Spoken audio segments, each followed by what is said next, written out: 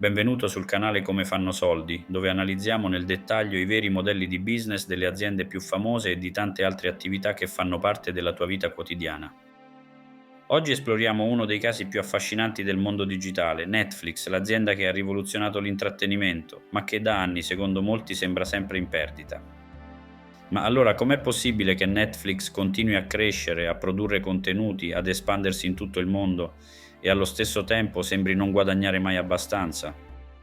C'è un'enorme differenza tra quello che vediamo come utenti e quello che succede nei bilanci, ed è proprio lì che sta il trucco. Partiamo dai numeri.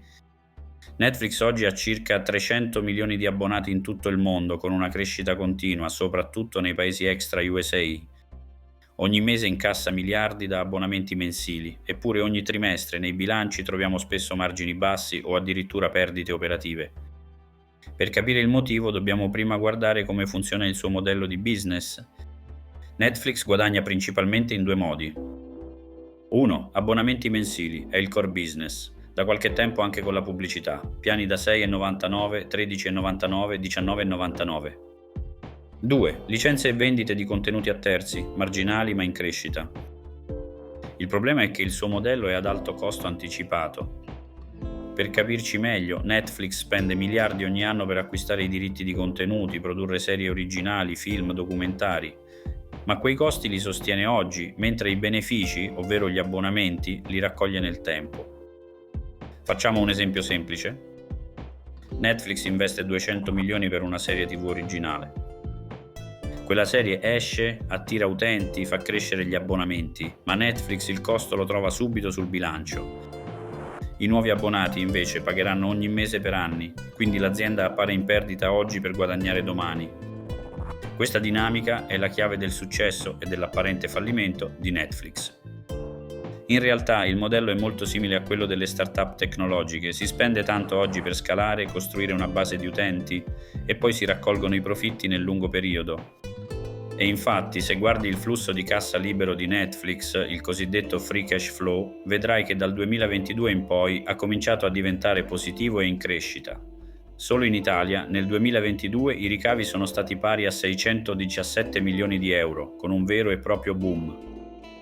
Per anni Netflix ha puntato tutto sulla crescita e sull'espansione, nessuna pubblicità, niente upselling, solo un servizio semplice e globale.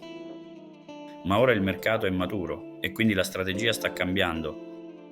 Dal 2022 Netflix ha introdotto un piano con pubblicità a prezzo ridotto. Questo ha permesso di attirare utenti più sensibili al prezzo e di aprire una nuova fonte di guadagno con inserzionisti.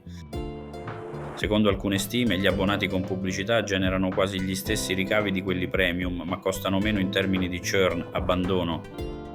È una mossa che cambia tutto. Netflix sta diventando una media company ibrida tra contenuto premium e advertising. Ma non è finita qui.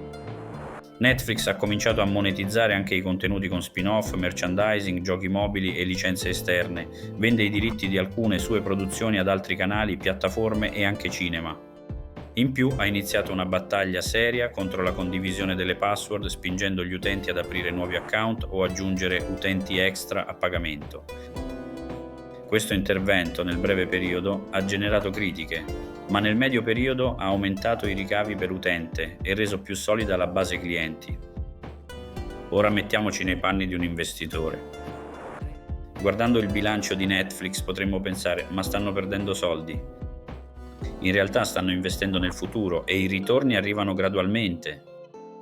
È come se oggi spendessero 100 per ottenere 150 in 3 anni, ma il 150 lo vedrai solo più avanti. Ecco perché Netflix non è in crisi, anzi, sta semplicemente affrontando il prezzo della sua scalabilità, un modello che ha bisogno di tempo ma che genera una potenza enorme sul lungo periodo. E attenzione, non è detto che tutto questo duri per sempre. La concorrenza aumenta, Disney Plus, Amazon Prime, Max, Apple TV. Tutti producono contenuti, tutti vogliono il tempo e i soldi degli utenti. Ma Netflix ha una marcia in più, è stata la prima, ha creato un'abitudine globale e ha ormai una libreria di contenuti proprietari che pochi altri possono vantare. Quindi la prossima volta che sentirai qualcuno dire Netflix è in perdita, sappi che non è così semplice. È un'azienda che ha saputo reinventarsi e ora finalmente sta raccogliendo i frutti. Se ti è piaciuto questo video lascia un like, iscriviti al canale Come fanno soldi e scrivici nei commenti quale altro modello di business vuoi che analizziamo. Alla prossima!